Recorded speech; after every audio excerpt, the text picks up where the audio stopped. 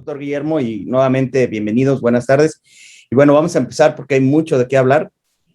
Yo les había ya adelantado que si bien se ha dicho que no hay impuestos nuevos, inclusive es uno de los ejes en los que está basado esta propuesta. Esta propuesta está basada básicamente en tres ejes muy sencillos: no aumento o creación de impuestos, y dentro de ese primer eje lo que buscan es, si bien no incrementar los impuestos, inhibir la evasión y la elusión fiscal. La autoridad fiscal, en base a análisis que ha establecido y están claros en la exposición de motivos de esta reforma que se planteó en el paquete económico que se presentó el 8 de septiembre, y ahorita vemos unas fechas clave para este proceso legislativo, ha argumentado que no es necesario crear nuevos impuestos o aumentarlos, que lo que se tiene que concentrar este gobierno es en tratar de inhibir la evasión fiscal. Y otro de los ejes es la simplificación, con lo que se busca que los ciudadanos paguen sus impuestos de una manera rápida, ágil y sencilla. Y precisamente en este segundo eje se le está apostando mucho, prácticamente se está basando gran parte de la reforma en este eje de simplificar. Pues se ha dicho que los mexicanos, las personas físicas sobre todo, no pagan el impuesto y los impuestos en México, y por eso tenemos una alta evasión fiscal. Estamos muy por encima de la media de los países miembros de la OCDE, y que el argumento por el que no se pagan los impuestos resulta ser que porque es muy complejo calcular el pago de los impuestos en México. De ahí que se busque simplificar para otorgar a los contribuyentes un mecanismo o un par de regímenes nuevos que vamos a abordar ahorita, para que sea de una manera muy sencilla, y con eso invitarlos a que vayan y se inscriban en el Registro Federal de Contribuyentes y empiecen a contribuir. Y el otro eje es la confianza, que los tres van de la mano. Se busca un mecanismo de simplificación para que aquellos que son evasores vayan, se inscriban y paguen los impuestos, porque va a ser muy sencillo y se presume en algunos casos más barato. Y se va a confiar en el contribuyente. Si los ciudadanos cumplen con el pago de manera correcta y oportuna, entonces la manera en cómo ven es un incremento en la base de contribuyentes y de manera natural un incremento en la recaudación. De tal manera que al ser fácil cumplir, pues estaríamos pensando, o la autoridad está pensando en que sí va a incrementar. Ahorita vamos a ver unas estadísticas en la que basaron todo este estudio para proponer este tipo de dos regímenes nuevos, que así se llaman, de hecho, régimen de simplificación y confianza, o régimen simplificado de confianza. Ahora, fechas clave que es importante que tengamos en mente y estarle dando seguimiento. 8 de septiembre se presenta el paquete económico, en donde viene en un anexo todas las modificaciones que se pretenden hacer en materia tributaria. Ya les decía yo y les adelantaba, 203 artículos, donde solamente en el Código Fiscal de la Federación son más de 100 artículos los que se están pretendiendo modificar. El día de hoy, por la importancia de estos dos regímenes, vamos a concentrarnos en impuesto sobre la renta, y en la segunda parte vamos a abordar Código Fiscal de la Federación, Ley de IVA y IEPS e ISAN, que son muy pocos lo que se modifica. La parte sustantiva está en la Ley de Impuesto sobre la Renta, en estos dos regímenes nuevos y en el Código. Ahora, precisamente vamos a empezar con esos regímenes. Se dice, y esto antes inclusive de que se presentara el paquete económico, como ya lo adelanté, el 8 de septiembre, y de acuerdo con la Constitución, el procedimiento legislativo, al ser tema tributario, pues la Cámara de Origen deben ser los diputados, y ellos tienen hasta el 20 de octubre, donde debe pasar por el proceso que se revisa primero en la Comisión de Hacienda, y de ahí sale un dictamen para el Pleno de la Cámara de Diputados. Esta discusión en el Pleno debe quedar autorizado, de acuerdo con la Constitución, el 20 de octubre, para que se mande al Senado, y el Senado tiene hasta el 30 de noviembre 31 de octubre para que también emita su dictamen, y en caso que se regrese al Congreso, tendrá hasta el 15 de noviembre. Es decir, el 15 de noviembre en adelante ya estaríamos nada más esperando que se publique en el Diario Oficial de la Federación las modificaciones. Es bien importante que no perdamos de vista que estamos analizando la propuesta y que seguramente en algunos casos todavía será sujeta de algunos cambios. Vamos a empezar precisamente con la gran apuesta que le está haciendo gobierno, esta administración, a estos dos regímenes. El primero de ellos es el régimen simplificado de confianza. Para efectos prácticos, nos vamos a referir a él como RECICO. Y la jefa del SAT, que normalmente ha sido muy reservada en dar opiniones, en dar entrevistas, lo cierto es que en este régimen, incluso antes de que se presentara el paquete económico, de hecho aquí podemos ver esta nota del economista, es el 20 de agosto, cuando tuvo una entrevista que le hizo The American Society of Mexico, y el paquete se presenta hasta el 8 de septiembre.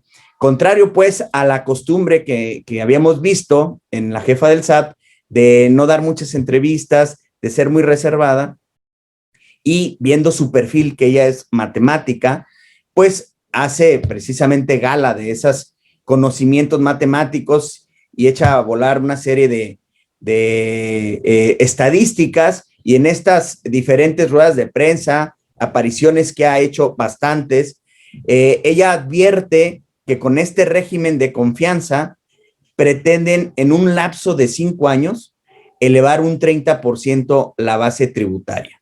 Y se trata entonces de buscar, con base a los ejes que acabo de comentar, un régimen que sea muy sencillo de calcular. En la exposición de motivos se dice que es un régimen fácil, sencillo, ágil, que no va a requerir el uso de la contratación de servicios contables o de gestión, servicios profesionales y de gestión. Pero en las entrevistas concretamente dice la jefa del SAT que ni siquiera se va a requerir contador. Ahorita que lo analicemos, sacaremos nuestras propias conclusiones. Esta laminita que ven es hecha precisamente por el Servicio de Administración Tributaria, donde hace este análisis numérico para llegar a las siguientes conclusiones. Primero, está claro que la base de contribuyentes, el total de los contribuyentes al 31 de diciembre de 2020 son 79.8 millones de contribuyentes, casi 80 millones de contribuyentes. ¿Cómo están divididos o cómo se compone ese número de 80 millones de contribuyentes? Pues vemos que 46 millones y medio son sueldos y salarios. Personas físicas con actividades empresariales son 12 millones 500 mil y las personas morales son 2.2 millones o 2 millones 200 mil y 18.7 millones de contribuyentes inscritos sin obligaciones fiscales. Vamos a concentrarnos en una primera etapa o una primera fase para entender el por qué surge este régimen simplificado de confianza de personas morales, de personas físicas primero y luego en personas morales.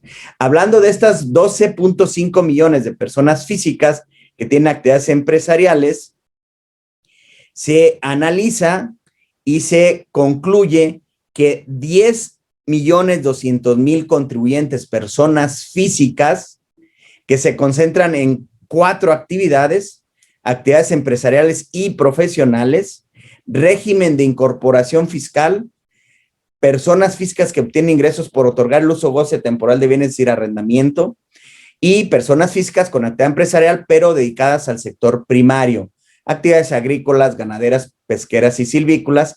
Todos ellos no rebasan 3.5 millones, por lo menos 10.200.000. 10.200.000, de los cuales representaría el 82% de todos este universo de contribuyentes, personas físicas. De esos 12.5, 2 millones tributan en otros regímenes y tienen ingresos de más de 3.5 millones de pesos. Y solo 300.000 o 0.3 millones con más de 3.5 millones de ingresos. De tal manera que se englobó en este 82% y de ahí sale este parámetro, 3.500.000 pesos en base a los ingresos facturados que tiene la base de datos. Y es ese límite que ahorita vamos a ver más adelante que se fijó para poder tributar en este nuevo régimen que se está proponiendo en personas físicas. Y en las personas morales, de los 2.2 millones que tiene el padrón, se estima que de esos 12,000 son grandes contribuyentes, 102,000 tributan en el régimen general de ley. Por lo tanto, se tiene identificado que 2.1 millones o 2.100.000 de personas morales no rebasan 35 millones de pesos. Y ello implicaría el 96% de este universo de personas morales. Y por eso también se fijó en 35 millones este nuevo régimen que se plantea. El argumento también que se ha dicho es, y lo vemos claramente en la exposición de motivos, adicional a lo que ya advertí, que no se pagan los impuestos porque se tiene una percepción de que es muy complejo el cálculo de los impuestos. Entonces hay varios países que han tenido la experiencia de establecer un impuesto simple, sencillo, que no requiera de cálculos y que han incrementado la base tributaria. En esas cifras que nos decía en esta nota que veíamos la jefa del SAT, de un 20 a un 30%. Entonces se estima que en un plazo como de 5 años, con este régimen simple que vamos a analizar, se incremente la base de contribuyentes, lo cual se va a ver reflejado en los próximos años en un incremento en la recaudación y disminuir la evasión. Esa es la gran apuesta. Pero ojo, no se está descubriendo el hilo negro. Si nos vamos a la historia, argumentos similares, a lo mejor no con tanta estadística, pero similares de que se buscaba incrementar la recaudación, fue por allá en los 90s, ya existió un régimen simplificado de actividades empresariales y luego después migró a un régimen de pequeños contribuyentes, recordarán, conocidos como repecos, y luego después, en 2014, el régimen de incorporación fiscal. De hecho, en el nombre llevaba precisamente ese objetivo para fiscal, que era incorporar a contribuyentes que estaban no dados de alta, que estaban en la economía informal y que con un régimen que tenía bondades, que tiene bondades, el régimen de incorporación fiscal, pretendía que se incorporaran. ¿Y cuál era ese beneficio de incorporarse? Esto es importante para compararlo con el nuevo régimen.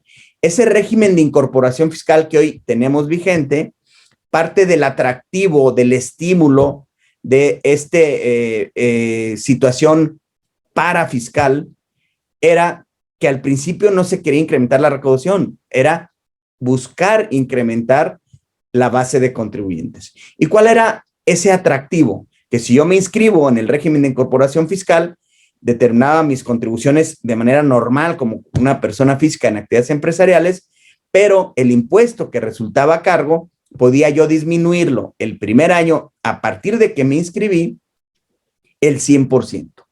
Entonces no pagaba nada. Sí calculaba y determinaba un impuesto, pero mi impuesto era 0 el primer año. El segundo año de estar tributando en ese régimen, la disminución era del 90%. Ya pagaba el equivalente al 10% de mi impuesto. Y así de 10% en 10% cada año de manera sucesiva.